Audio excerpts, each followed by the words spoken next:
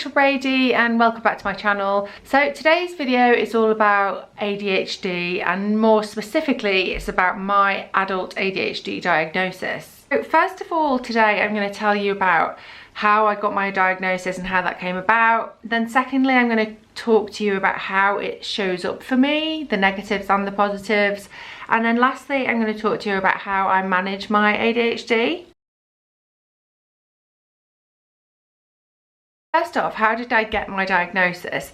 So my son was actually diagnosed with ADHD about a year ago or something like that, and that led to me reading up a lot about ADHD, and I was immediately like, oh my gosh, this is me all over. I am absolutely convinced. Actually at the appointment, my son's doctor said, oh, you should go for a diagnosis if you think you've got it. So it was in the back of my mind. So what happened was, it kind of, like lots of things for people with ADHD, it was a thought and then it fell by the wayside because, something shiny and interesting over there. I got distracted. But eventually I did get round to organising a diagnosis, an appointment. I actually chose to go private because if I want to do something, I just want to do it. So yeah, I went private, and I'll put a link to the company below if that's of interest to you. And I took an assessment online, and what happened was all of the adult boxes were being ticked. They ask you a ton of questions, but whenever they ask me stuff about my childhood, I'm honest and authentic to a fault, I would say. I think that's an ADHD trait. So I was like, I can't honestly answer that question. I don't know. I can't tell you what I was like when I was 12. I was a bit like, oh, I really don't know. So because I left 50% of the test unanswered, the psychologist who took the assessment over Skype, this was in the lockdown one, she said, in all honesty, I can't give you a diagnosis because you can't give me these answers. That got me really frustrated, and I effectively, metaphorically speaking, I screwed it up in a ball and I threw it over there. And I just kind of went, annoying. Okay, fine. Went about my business. So it kept showing up for me though. And at this point in my life, as you know, if you follow me on Instagram or on here, I'd actually been diagnosed with depression. This is really common in adult ADHD diagnosis. What comes first is normally a diagnosis of depression or anxiety. Now, you could say it's a misdiagnosis, but what I think is more along the lines of I was experiencing depression and anxiety as a result of me not being in touch with my ADHD stuff and not looking after myself properly as a result of all the kind of ADHD symptoms manifesting themselves and me doing unhealthy things like drinking or taking too much on. Or feeling inadequate because of my ADHD symptoms. You can experience depression, anxiety because of that. So that's where I think that happens, or why I think that happens. Anyway, I digress. That's an ADHD thing. I digress a lot. Yeah, so anyway, I went back to them about 3 months later. Oh no, this was what happened. On Twitter, I saw a lady, I'll dig out her name, I can't remember her name now. She's written a book about ADHD diagnosis. And what she said on Twitter, and I never even go on Twitter, but I was on Twitter, and she said, I dug out my school report and I finally got an ADHD diagnosis. And she was being very critical of this because she was older than me. She was like, look, most people don't even have the school reports. Anyway, I remembered, I've got my school report in the shed. And so I went and got it, and I sent an email this long with all of the comments from teachers at secondary school, so from 11 to 16, that I thought indicated ADHD traits. One quite funny example was, she once said to me that she can talk and listen at the same time. So it was like, one end of the spectrum was like, oh my gosh, she's great and she's like top of her class and she's amazing and she produces work and she does this or does that. And the other end of it was like, she never comes to class. When she does, she talks the whole time and messes about. She's completed no classwork or homework. You know, she finds it hard to concentrate. There was a lot of, I was missing a lot of school, I was showing up really late and things like that. So I sent this to them and I arranged a second appointment. And this time I saw a psychiatrist, and he explained to me that whilst his colleague was a psychologist, don't quote me on this, this is just what he said to me. He said she was very much like it was a tick box exercise. He said, I'm a psychiatrist, the difference being I can actually look at you, look at the questions here, look at the school report information that you sent, and I can actually make my own judgment. And he said, and I can tell you right now, we're talking to you for 5 minutes, you've got ADHD. I can see it. It's the way you talk. He said you've not completed one of your sentences since, and he was saying this with affection, you know. And anyway, long story short, that's the story of my life. Long story short, it's never actually a long story short, it's always a long story. Is yeah, he gave me a diagnosis. He was like, yeah, you scored full 100%. So I was reeling a little bit from that. I was like, I came away from that call like, oh.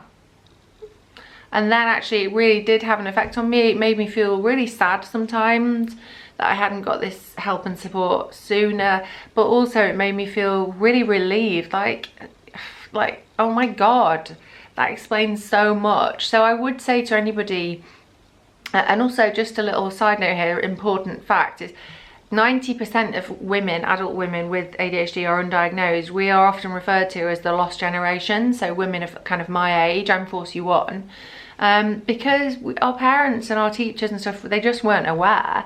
It was only in the 90s that actually ADHD in adulthood was actually accepted.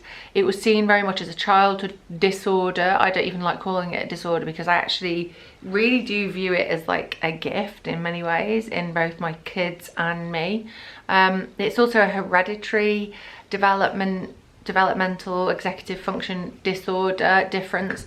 So if you have it, your parents or your aunt or your grandparents somebody will have it. It's passed down. So one of the first things is not being able to focus or stick to things.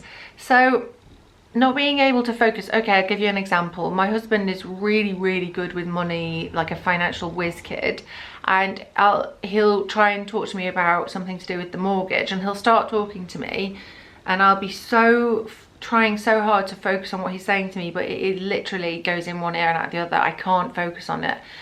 When the weather comes on the TV, I said this the other day to my husband, you know, like the long weather forecast at the end of Country File or something, like it comes on and I'm like, watch it, watch it, watch it. Same with football matches, watch it, watch it, watch it. It's gone straight away. So unless I'm interested in something, I cannot focus on it. It's not that I don't want to, I can't. And that really shows up a lot in my son as well, and that's why it can affect you at school and stuff. So if I'm not interested in biology, I'm just not going to be able to be there in that lesson. But art, English, I am so all in. So I'm either all in or I'm all out. And that's negative and positive. It's neither, it's just how it is for me. So I can't stick to things, so I might start something, and I'm really aware of this now, and it's actually quite difficult now. I know I've got ADHD because I'm super cautious about like signing up for things, or I'm like, oh my gosh, is this obsession and this interest gonna wane after a couple of weeks? Because you'll be really into something and then it wanes. And there's a few things in my life that have just stuck, and especially recently with my new kind of passion over the last couple of years for self-care and essential oils and yoga and well-being, that's really stuck. Like, that's never going to go. This is a way of life for me now. And also food, that's never gone away. You got to eat 3 times a day, and I'm greedy and I love food. That's never going to go. Reading, books behind me, I'm a huge reader. Some things I know will never go away, but other things I can get really interested in as a subject. For instance, ADHD, I got really interested in it as a subject, and I signed up for this course about ADHD, and I was thinking about becoming an ADHD coach. But after I've kind of gone into it full pelt for a month or so, naturally, in a way, the interest begins to wane a little bit. Other thing that you can have issues with, and I've definitely had issues with as an ADHD person, is sleep. You have issues with sleep. I'll talk later about how I conquered that because it's all to do with routine and sleep hygiene and so on. But I think with such a busy mind and an active mind, if you don't be very strict with yourselves and create really firm boundaries around sleep, then You can be really severely affected by insomnia. I've had terrible insomnia over the years, and it really affects your mental health, particularly as someone with ADHD who has quite fragile mental health as a result of years of feeling like there's something wrong with them. So sleep is hugely important to me now, and I prioritize it. But yeah, I had sleep issues, and you'll find with kids with ADHD, mine included, they really struggle to go to bed at night. So it's about I'll talk later about how to deal with that, but yeah, sleep issues, big one. I constantly have music in my head. If I wake up and go for a wee in the night, which I often do, as soon as my eyes are open, it's like some crazy song or some like Rita Ora song off like Radio 2 that I would never like listen to normally. Like, there would just be a weird earworm in my head. Being hyperactive, so for me, I'm really tired all the time because I've got 3 kids, but even when I had the call with the psychiatrist, I was really tired. We were having broken sleep at the time with Stanley, our youngest, our 2-year-old, and he said, I can see that you're tired. Around your eyes, I can see that you're tired, but I can also see that you're a bit hyper. And that was like, right, okay. And even in making this video now, I'm conscious, I don't want to be speaking too quickly. As a teenager, I spoke super quick. And, you know, sometimes hyperactivity doesn't show up, especially in women and girls, as I don't jump around on the sofas, which my boys do. I tend to be hyperactive mentally. And if that's not, if that doesn't have an outlet, it can come out in quite a destructive way. And also my mental hyperactivity, I used to self-medicate, definitely. I'll talk more about that in a little while, but I definitely think my issues with alcohol over the years have been hugely interrelated with my ADHD. You know, if not always, but often a trigger for me for drinking, or a reason for me for drinking, would be always like feeling kind of like the burn. Me and my husband used to call it the burn, like, and I would like have to have like a cigarette and a glass of wine to like bring me down. And I remember once going out after work with some work friends and being so buzzed on like life, and and we'd probably had a creative session that day, and it probably got me super buzzed on life. And I remember shaking as we went to the pub, and I was having a drink, and I remember thinking, wow, I'm really hyper right now. And then I didn't know I had ADHD, but I started, you know, over the years I've wondered, am I bipolar? And that showed up time and time again. So that being hyperactive thing, it doesn't always show up in jumping up and down. It can be mentally hyperactive. So there's something called RSD, and that stands for rejection sensitive dysphoria. And for me, it's something I feel very strongly as somebody with ADHD.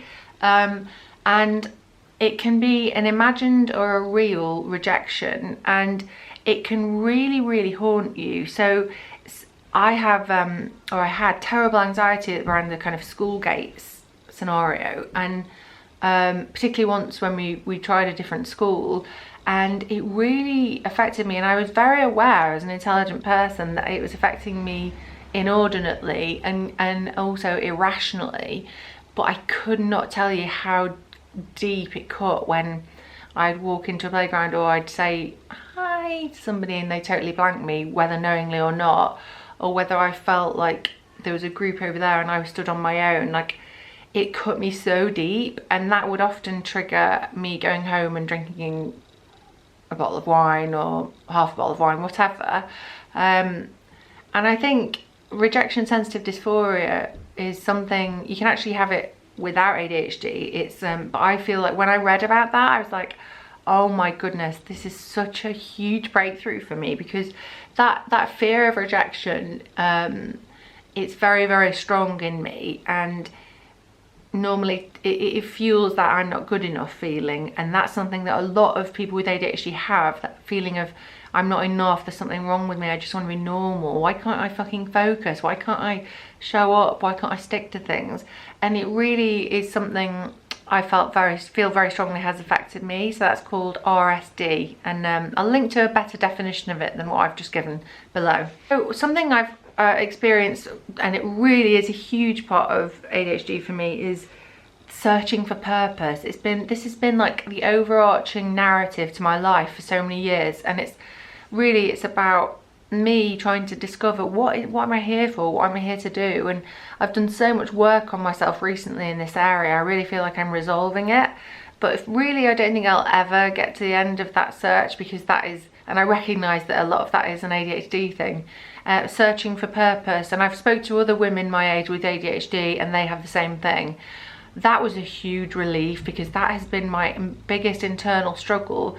It might sound to you like, what, that's your biggest internal struggle? Like, that is not a struggle. Like, people have real shit to deal with, and I'm aware of that too, and that used to make me feel even worse. But I think I just had this non-stop loop, like, and I would go all around the houses, what am I going to do, what am I going to do with my career, what am I going to do with my life, but I'm not good enough to do that. And it can eat away at you, and so that is an ADHD symptom as well. So something that's quite annoying for other people, and I'm working on it, is that people with ADHD can interrupt quite a lot. They're very talkative, which can be great at a party when no one knows anyone. It's all a bit awkward. However, if somebody's trying to talk to you and then you keep interrupting them, I'm sure that's really annoying. So I apologise if I do that to people, and I try really hard not to, but it is an ADHD trait. So I've talked a little bit about hyperfocus, and really that can be a huge gift. Like, I listened to an amazing podcast, I'll link to it below, you're gonna love it, especially if you think you might have ADHD.